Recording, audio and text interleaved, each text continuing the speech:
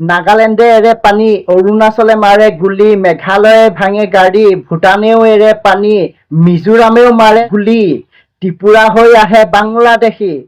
আজি নিজৰ ঘৰতে আমি যে বিদেশী, কাৰণ আমি যে অসমীয়া জাতি। নমস্কাৰ অসমবাসী ৰাইজ, মই ৰিতুল, TK মাইণ্ড চেনেলৰ প্ৰাণজিৎ গগৈ নিচিনাকৈ ময়ো বাতৰি ভিডিঅ' বনাওঁ।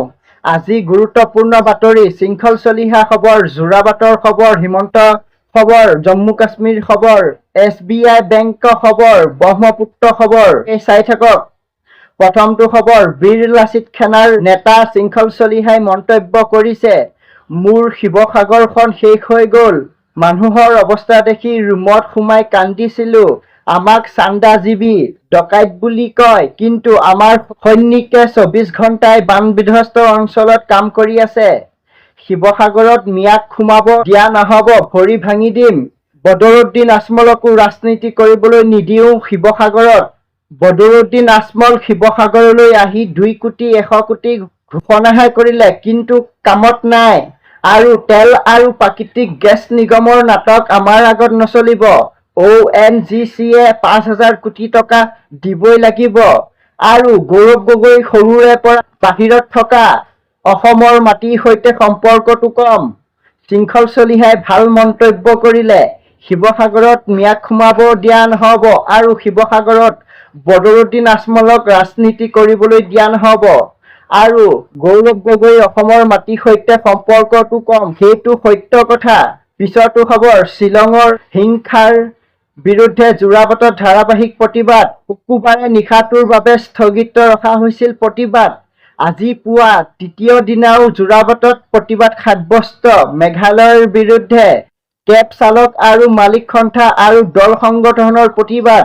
বন্ধ কৰি দিয়া হৈছে অসমৰ পৰা মেঘালয়লৈ যোৱা ৰাষ্ট্ৰীয় ঘাইপথ। আৰু ক্ৰমাৎ তীব্ৰতৰ হৈ পৰিছে প্ৰতিবাদ। গুৱাহাটী যোৰাবাটৰ পিছত এইবাৰ গুৱাহাটী ৰাণীত সাব্যস্ত প্ৰতিবাদ। উভতাই পঠিয়ালে মেঘালয়ৰ বহুত কেইখন বাহন। পিছৰটো খবৰ, মুখ্যমন্ত্ৰী হিমন্ত বিশ্ব শৰ্মাই কেন্দ্ৰীয় বিত্ত মন্ত্ৰী নিৰ্মলা সীতাৰমণক অসমৰ বানপানীৰ ক্ষয়-ক্ষতি পূৰণৰ সংস্থাপন আৰু পুনৰ নিৰ্মাণৰ পৰিকল্পনাৰ সন্দৰ্ভত অৱগত কৰিছে। কেন্দ্ৰ চৰকাৰে সহায় অব্যাহত ৰখাৰ আশ্বাস দিছে আৰু বানপানীৰ পাছৰ পুনৰুদ্ধাৰ আৰু অসমৰ উন্নয়নমূলক কাৰ্যসূচী সন্দৰ্ভত হিমন্ত বিশ্ব শৰ্মাই প্ৰধানমন্ত্ৰী নৰেন্দ্ৰ মোদীক সাক্ষাৎ কৰিছে আৰু অসম চৰকাৰৰ 2026ৰ হাইড্ৰ কাৰ্বন পলিচি কাৰ্যকৰী হৈছে। ইয়াৰ লক্ষ্য হৈছে তেল গেছ অনুসন্ধান, বিনিয়োগ আৰু কৰ্মসংস্থাপন বৃদ্ধি কৰা। আৰু শ্বিলঙৰ হিংসাত্মক ঘটনাৰ পাছত অসমৰ মুখ্যমন্ত্ৰী হিমন্ত বিশ্ব শৰ্মা আৰু মেঘালয়ৰ মুখ্যমন্ত্ৰী কনৰাড চাংমাই শান্তি আৰু সহযোগিতাৰ ওপৰত গুৰুত্ব দিছে। পিছৰটো খবৰ, আমেৰিকাৰ ৰাষ্ট্ৰদূতৰ চাৰ্জিঅ' গেৰে 2026 চনৰ 19 আগষ্ট তাৰিখে শ্ৰীনগৰ ভ্ৰমণকালত জম্মু কাশ্মীৰক ভাৰতৰ এক গুৰুত্বপূৰ্ণ অংগ বুলি স্পষ্টকৈ উল্লেখ কৰে। আমেৰিকাৰ ৰাষ্ট্ৰদূতৰ চাৰ্জিঅ' গুৰ ডাঙৰীয়াই সঁচাকৈ ভাল মন্তব্য কৰিলে। পিছৰটো খবৰ, ভাৰতীয় ষ্টেট বেংকৰ গ্ৰাহকৰ বাবে ডাঙৰ খবৰ। এইবাৰ একাউণ্টৰ পৰা টকা উলিওৱাৰ চাৰ্জ আৰু বৃদ্ধি হ'বলৈ গৈ আছে। 2026 চনৰ 1 অক্টোবৰৰ পৰা কাৰ্যকৰী হ'ব এই নতুন নিয়ম। 20 আগষ্টত ভাৰতীয় ষ্টেট বেংকে নগদ টকা উলিওৱাৰ চাৰ্জৰ পৰিৱৰ্তন হ'ব বুলি ঘোষণা কৰে। 1 অক্টোবৰৰ পৰা শাখাৰ চেনেলৰ জৰিয়তে খোলা SBI বেচিক ছেভিংছ বেংকৰ জমা একাউণ্টৰ পৰা টকা উলিওৱাৰ চাৰ্জৰ পৰিৱৰ্তন হ'ব।